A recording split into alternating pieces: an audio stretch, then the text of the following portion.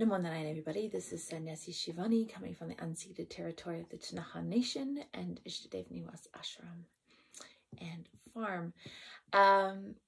This is the yoga views for September 7th, which will be actually here. It'll be on the 6th of September at 6:53 p.m. Mountain Standard Time. There's a lot of dates and a lot of movement happening in these 2 weeks.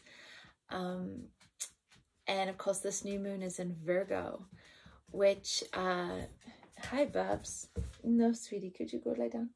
Thank you. Virgo is all about the details, and it's right opposite Pisces, which of course is the dream and the bigger picture. And so it's time to sort of dot our I's and cross our T's and make sure that we have everything that needs to be put in place, but really trying hard not to get too lost in the details, not losing our sight of the bigger picture, especially from the spiritual perspective, because of course we all know that, you know, between Saturn, which is the past, and Uranus, which is in Taurus, which is the future and the impulse to move forward, we have Neptune, which is in Pisces, which is the spiritual understanding, the spiritual aspect of life, the fact that we are spirits having human experiences rather than human having spiritual experiences.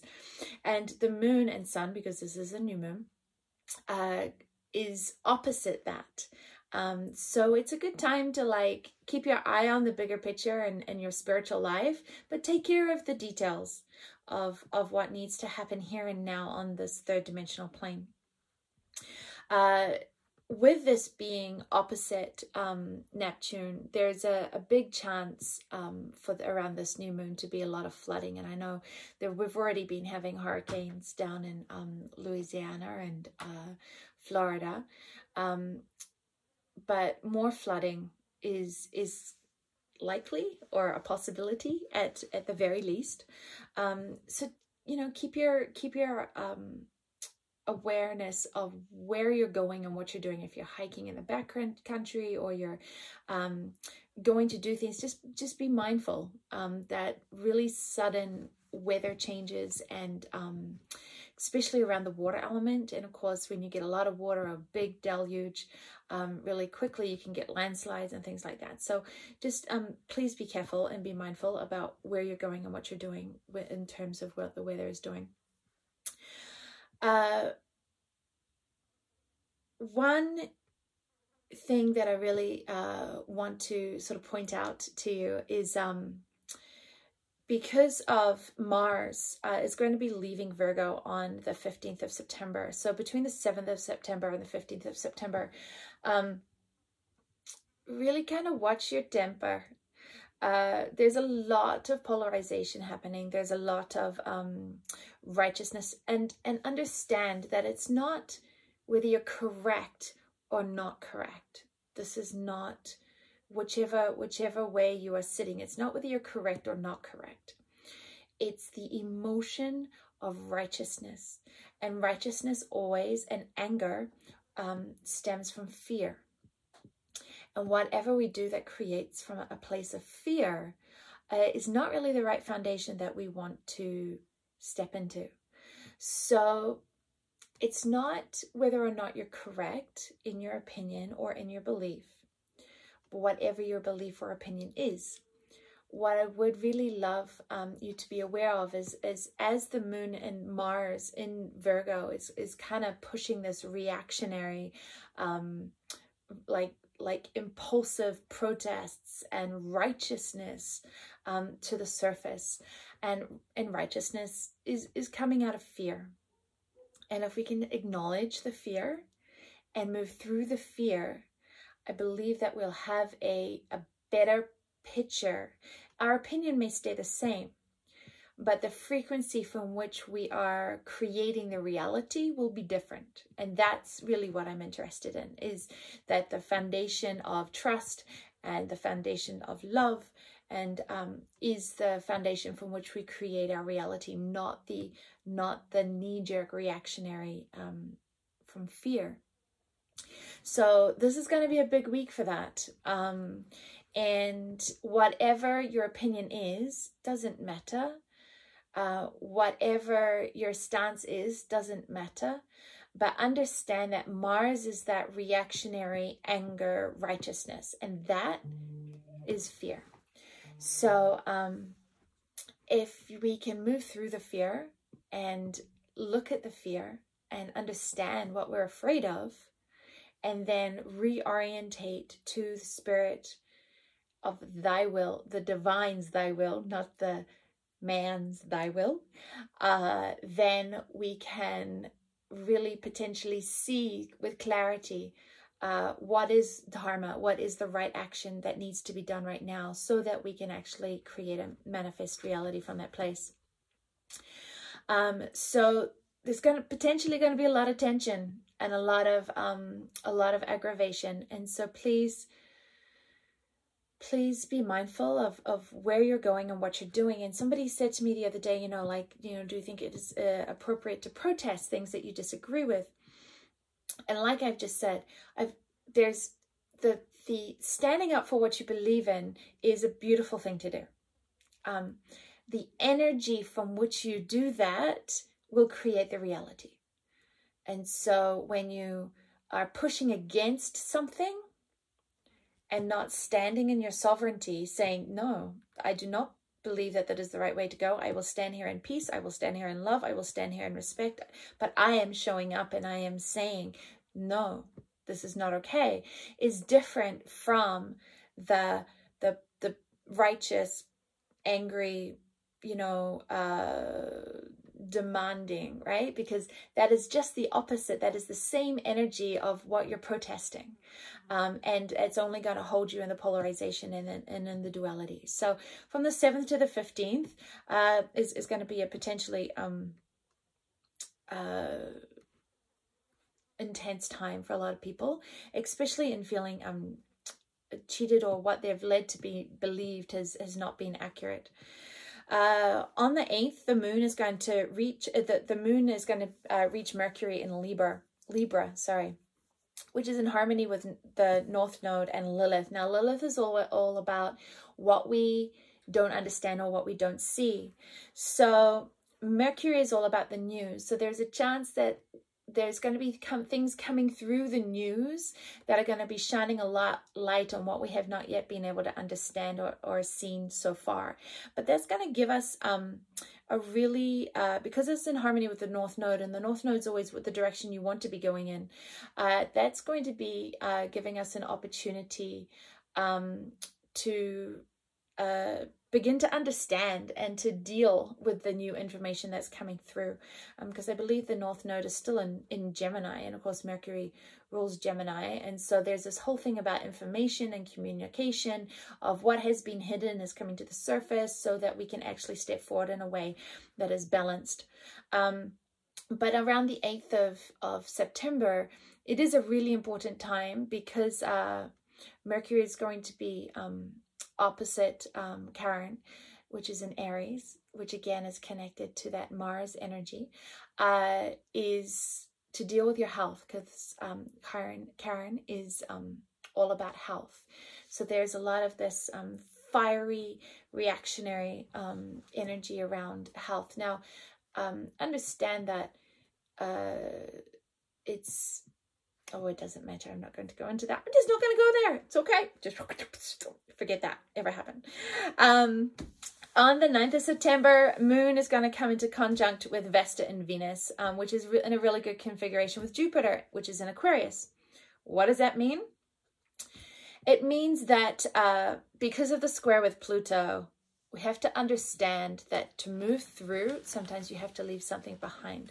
So there's this, on the 9th of September, there's this real energy around what are you prepared to let go of so that you can step forward. So, traditionally it's used the word as sacrifice, but as somebody who was brought up Catholic, sacrifice brings up a tremendous amount of fear on me. What are you willing to let go of? What can you let go of? And to understand that what leaves around the 9th of September is necessary for other aspects to move forward in harmony and in balance. So we're gonna see this like as the moon reaches Pluto on the 16th of September, we're gonna see whether or not we have transcended that shift of what needed to be let go of around the 9th. Is going to be able to show that it's transcended on the 16th. So it's a regenerative energy. It is a moving through energy. Think of it maybe like giving birth. At the point of transition, you are moving out of being a single person, and you're moving into being a mother. You have to sacrifice the singledom of your individuality, being the whole be all and end all, and come into the birthing of being a mother. So there's a sacrifice there so that you can transcend or transform into something that is beautiful. So it doesn't always have to be violent, it doesn't always have to be grief-ridden, it doesn't always have to be shocking. Sometimes it is. But that's where our foundation in trust and our foundation in understanding the perfection, or being willing to try and understand the perfection of every moment, will allow us to soften a little bit as we ride the waves in this time between the 9th and the 16th of September. Around the 18th, then the moon is going to reach Jupiter. And so whatever the energy is in there, try not to hesitate. Jupiter is we consider Guru, which is all benefic and amplifies the positive. So don't hesitate around the 18th. So if we've got this like 9th to the 16th, we've got this sacrifice and letting go of. Then around the 18th, we've got this big propulsion when the moon reaches Jupiter of moving forward and stepping forward into the light and into the positive.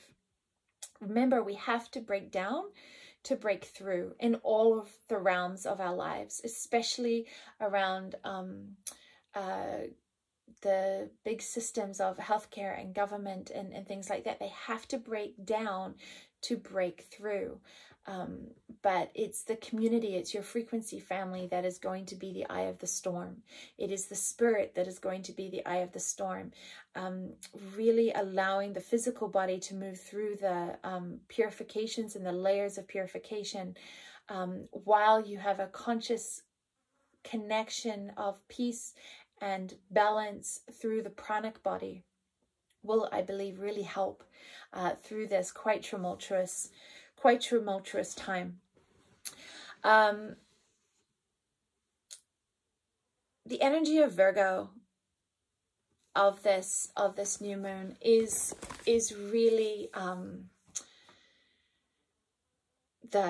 is really about the details of getting the little things lined up so that the energy can be liberated. Just think of it like when you're about to go on vacation, you have all of that energy that you use to get all your bills paid before you go, so that while you're on vacation, you're not constantly thinking about the things that should have been done while you're on vacation, because you've already got them done before you go.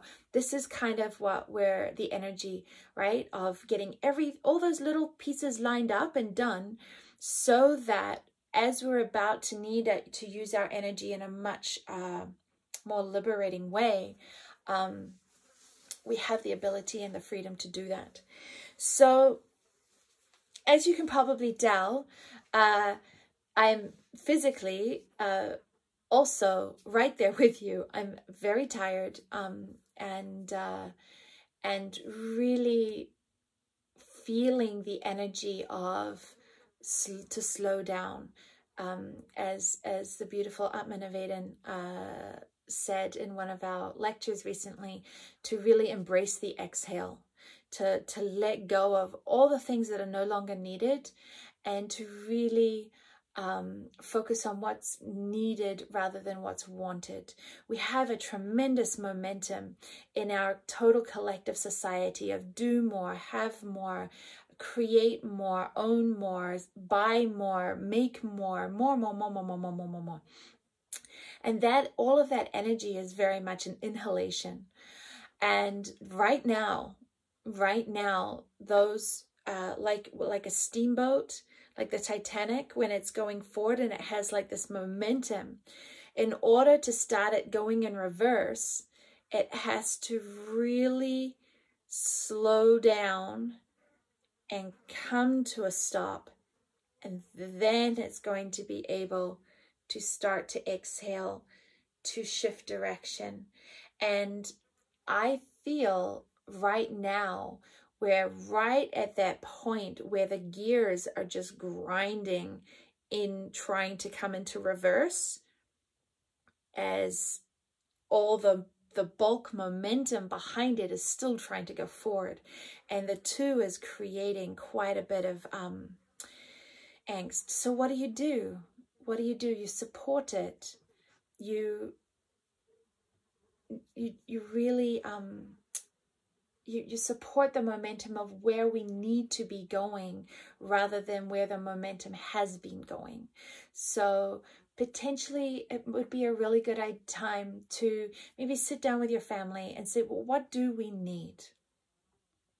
Not what do we want, not what do we think is important right now, not what do we think, what do we not what do we want to do and want to blah, blah, blah, but what do we need, right? What do we need to do?